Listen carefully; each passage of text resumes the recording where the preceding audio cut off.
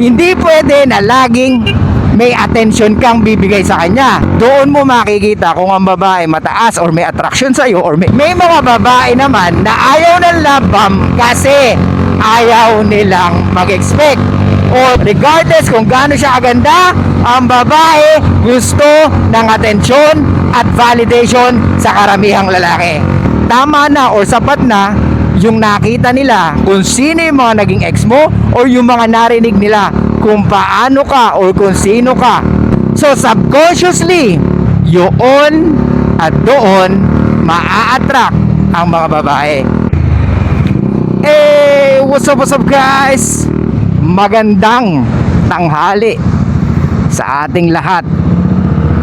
At mainit na tanghali mga ropa sa inyong lahat. Ito po ang inyong lingkod, Suplado Moto. Okay mga ropa, pakipanood muna to. Hindi ako mabibiktima ng mga narcissists. I'm very kind and empathetic. Pero yung mga love bomb na ganyan, pag humupa na yung pagla-love bomb sa akin, humupa na yung effort, tatapos din yung pagmamahal ko, madali akong kausap eh. Hindi pwede yung gano'n na love bomb mo ako, tapos ma-addict ako sa'yo, kahit sumasama na yung treatment mo sa akin, mag-i-stay pa rin ako sa relationship. So, i-discard mo ako na parang basura. May manipis na hibla ang mabait at ang syunga. Kailangan mabagsik ka. Word of the day, mabagsik. Raymond, mabagsik. Vigilant ka sa pag-draw ng line na yon. Sabihin ng iba. Ang arte mo naman, syempre sa simula, liligawan ka. Di ba mo akong nilalabang? Huwag mo akong ginugulat sa mga grandiosong pagmamahal. Hindi mo naman pala kayang isustain. Ang totoong pagmamahal, consistent, at nasusubok ng panahon yan. Okay, so makikita nyo rito na ayaw daw niya ng love bomb. Wow. Pero yung isang pinost natin recently, kung napanood nyo, yung babae na nagre-reklamo, nakakatamad na pumasok sa talking stage at mag-entertain ng mga lalaking nagpapakita ng motibo sa'yo. Because what do you mean? O sige, re-replyan ko kayo, papasok tayo sa getting to know each other stage, ganyan. Tapos magbumukhang kayo pa, ako pa yung naghahabol sa inyo kasi ako yung nagtatanong about yourself. Kaya mag-getting to know each other, dapat magtatanong kayo sa akin pabalik kasi kayo yung nagpakita ng motibo sa akin. Nakaupo lang ako dito sa kwarto ko, nananahimik, tapos mag-chat kayo sa akin. Tapos papakitaan nyo ako ng motibo, ganito, ganyan. And then, habang tumatagal, parang ako na lang yung nagtatanong, tapos kayo gusto nyo na lang ng, may chichikahan, ganun. Ano ba interview? so dito mo makikita na hindi mo alam talaga kung anong gusto nila. Yung isa ayaw magpalabam, yung isa naman parang gusto ilabam siya, or siya yung parang suyuin, or siya yung parang i-message palagi, di ba? Yan, kala ko naman ayaw mo eh. So balik tayo. So mga ropa, dito mo makikita na ang babae talaga hindi nila alam kung anong gusto nila kadalasan. Di ba? Eto si girl, ayaw niya lang nila love bomb. Di daw siya makukuha sa mga love bomb. Yung isa naman, gustong gusto na kausapin mo ako, tanungin mo ako. Ikaw una mag-text sa akin, bigyan mo ako ng atensyon kasi diyan ko na-feel na maganda ako. So mga ropa, saan kayo maniniwala? Doon sa recent na pinost natin o dito kay girl na ayaw ng love bomb? Well, like I said mga ropa, hindi alam ng mga babae talaga kung anong gusto nila. Hindi nila alam kung ano yung pinakagusto nila sa isang lalaki most of the fucking time. Pero meron tayong isa na pinakagusto nila sa isang lalaki. Ano yun? Yun ang lalaki na marunong mag-stimulate ng emotions nila. Yun ang pinakagusto ng mga kababaihan. At eto pa mga ropa, since hindi alam ng mga karamihang babae kung ano yung pinakagusto nila sa isang lalaki, ano yung sinasabi ko lagi, women always base on how they feel, tama? And they make decision by group or as a group. So kung ano yung trending, kung ano yung uso, yun ang gagawin nila. Kung uso yung mahabang kuko, gagayahin. Kung uso yung mga red hair, gagayahin. Kaya kung ikaw, lalaki ka na marami nagkakagusto sa iyong babae, expect mo, pwedeng magustuhan ka ng karamihang babae.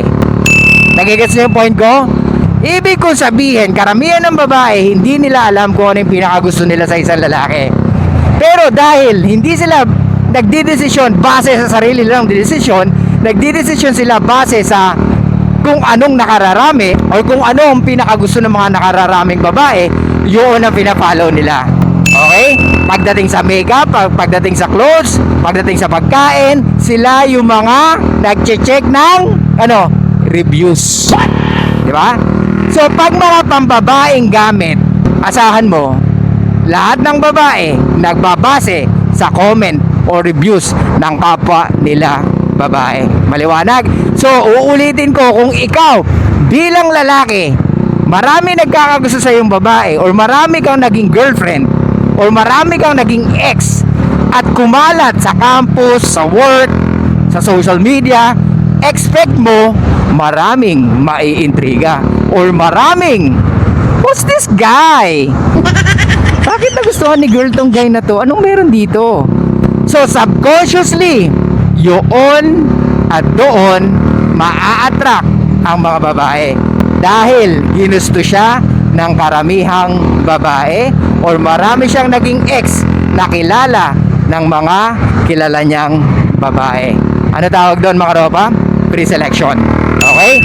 Dahil you are already pre-selected by beautiful women, of course, yung iba susunod na lang. Hindi na nila kailangan i-confirm sa sarili nila or kumbaga hindi na nila kailangan mag-effort para kilalanin ka. Tama na or sapat na yung nakita nila kung sino yung mga naging ex mo or yung mga narinig nila kung paano ka or kung sino ka or kung naging ano ka nung mga babaeng kakilala nila. Okay? If we're talking about the love bomb, of course gusto ng mga babae yan. Why? Because they are attention seeker and of course they want validation from men. Kaya hindi pwedeng sabihin ng babae na to na ayaw niya ng love bomb. Regardless kung gaano siya kaganda, ang babae gusto ng atensyon at validation sa karamihang lalaki. So pag nilalabang mo ang isang babae at attracted siya sa'yo, of course gusto niya yun. The only time na ayaw ng babae ng love bomb is pag hindi siya sexually attracted sa'yo o hindi ka niya ganun kagusto or annoying yung paglalabang mo kasi nga hindi ka niya gusto kaya tumigil ka na. Ganun lang kadali mga ropa. Yung love bomb okay naman talaga pagdating sa mga babae na gusto ka. Pero syempre, pag di ka gusto, huwag kang umasa na sweet o romantic yung love bomb mo sa kanya. Maliwanag? Pero pag ang babae, trip ka, gusto ka, of course, gusto nila yung love bomb mo. Maliwanag ba mga ropa?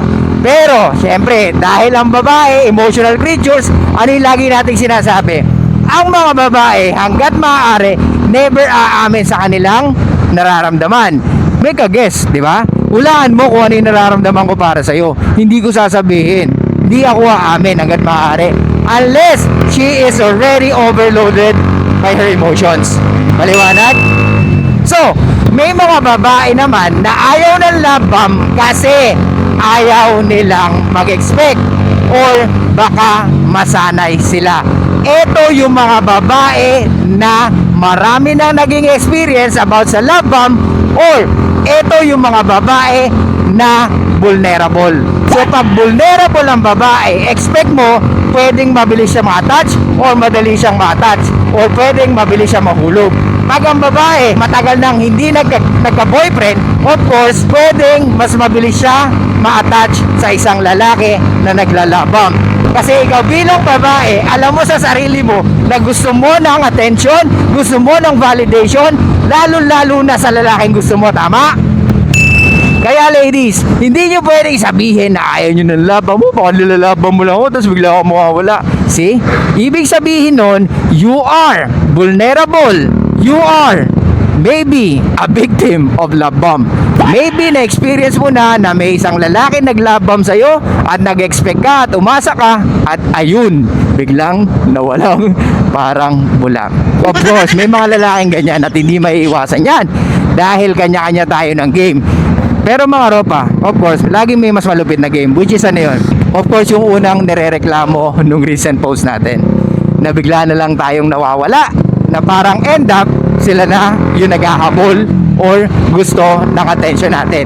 Kasi doon mo makikita kung ang babae mataas or may attraction sa'yo or may interest sa'yo pag ang babae naiinis na kasi hindi ka nagme-message or hindi ka nagpaparamdam. So doon mo makikita na effective ang push and pull. Okay mga ropa, naiintindihan nyo ba yung push and pull? Yung tipong nag-usap kayo, ang saya-saya nyo, tapos Dahil sa sobrang saya niya, kailangan mo nang may gawin kahit wala kang gagawin. Dahil doon papasok yung phrase na absence, heart, grow, ponder. Hindi pwede na laging may attention kang bibigay sa kanya or laging available ka sa kanya. Dahil pag available ka palagi sa kanya, hindi niya nakikita o hindi niya na-earn yung attention mo, Ropa. Kumbaga, binibigay mo lang freely, which is normal for women to get a lot of attention from men. Okay? Kaya nga ulitin ko, mga Ropa, hindi manipulation ang push and pull. Binibigyan mo lang siya ng pagkakataon na ma-realize niya kung gusto ka ba niya or pinapag-grow mo yung feelings niya for you. Dahil at the end of the day, ikaw ang lalaki, ikaw ang kapitan ng barko, ikaw ang magdadala ng relasyon, ikaw ang maglilid ng relasyon, at ikaw ang magsasabi kung ano ang nararapat sa relasyon. Okay? Dahil ikaw ang nagbibigay ng relasyon at hindi sila. Alright? So mga Ropa, anong takeaway natin dito? Women really don't know what they really want. Pero may isa tayong alam na pinakagusto nila. Yun ang lalaki na nagpapastimulate ng emotions nila.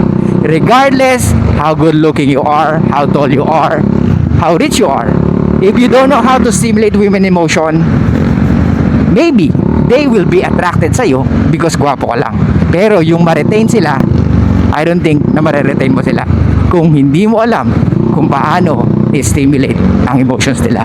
At lagi niyong tatandaan, free selection is very effective. Okay? Pag marami nagkakagusto sa yung babae, expect mo na pwedeng mas marami pang maka-appreciate sa yung babae or magkagusto sa yung babae. Okay? So yun lang guys, thank you so much. I'll see you guys next time. And bye-bye. Show love. Peace out. And be fucking mysterious, mga Ropa.